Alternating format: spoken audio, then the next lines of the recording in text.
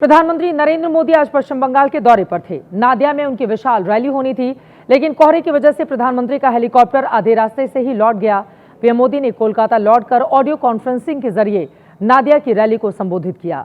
PM के संबोधन से जो शब्द बाण निकले हैं, उसे बंगाल विधानसभा चुनाव की बिसात के तौर पर भी देखा जा सकता है, जिसके अस्त्र कुछ इस तरह के हैं। पहला घुसपैठ, दूसरा बंगाली अस्मिता, तीसरा मतुआ समाज, चौथा महाजंगल राज और पांचवा भ्रष्टाचार। पश्चिम बंगाल में योजनाओं का शुभारंभ कर प्रधानमंत्री मोदी ने सबसे आखिर में जिस मुद्दे को छुआ, उसकी चर्चा सबसे ज्यादा है। उन्होंने टीएमसी पर सीधे सीधे घुसपैठियों को पनाह देने के आरोप लगाए। टीएमसी घुसपैठियों को बचाने के लिए पूरा जोर लगा रही है। बीजेपी जब घुसपैठियों का सवाल उठाती है तो टीएमसी के नेता हमें गालियां देते हैं।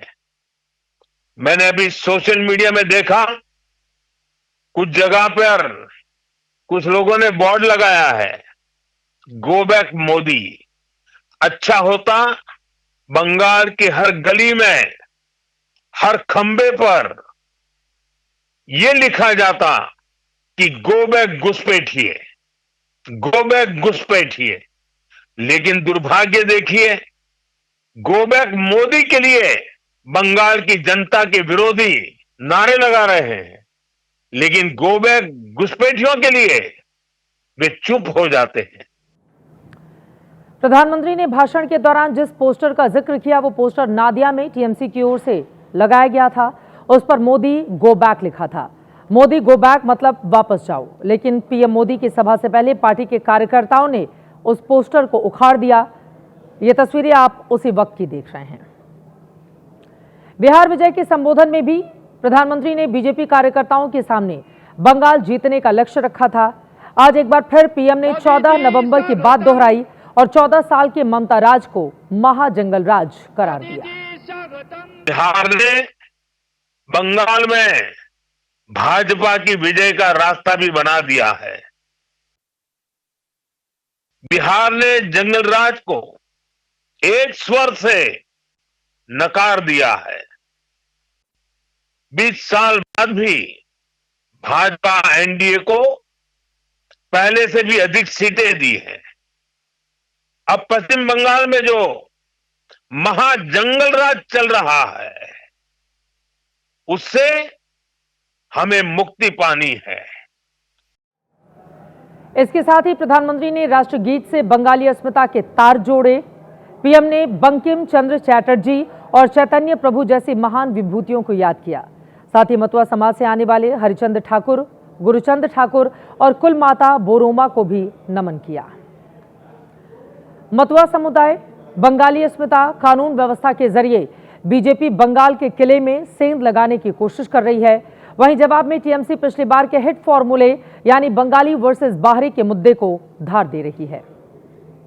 प्राइम मिनिस्टर नरेंद्र मोदी जी आज बंगाल में जो ऑडियो मैसेज दिया है, वो एंटी बंगाल स्पीच है। एंटी बंगाल स्पीच है और पॉलिटिकली मोटिवेटेड स्पीच है।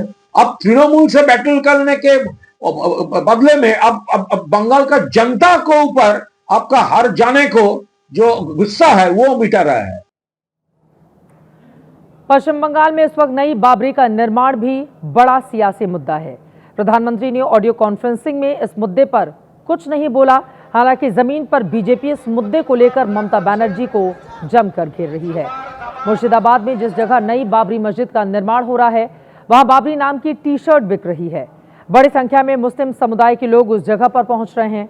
कल शुक्रवार के दिन सैकड़ों की संख्या में पहुंचकर लोगों ने नमाज पढ़ी।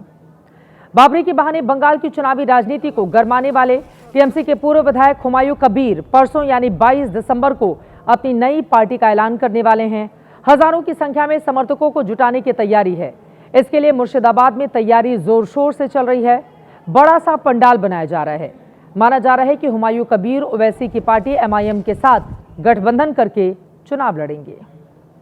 ये मेरा नया पार्टी जो ओपन कर रहा है, वो पार्टी को एक रैली करके आम जनता को, आबादी को सामने रख के ये मेरा 4 लाख लोगों को इकट्ठा करके मेरा मुर्शिदाबाद से शुरू करेंगे। जो चुनाव आएगी 2026 में, तो मैं 294 जो सीट है, यहाँ से मैं कम से कम 90 से 100 सीट जीत हासिल करेगी और वो निर्णायक शक्ति मेरा पास ही रहेगी।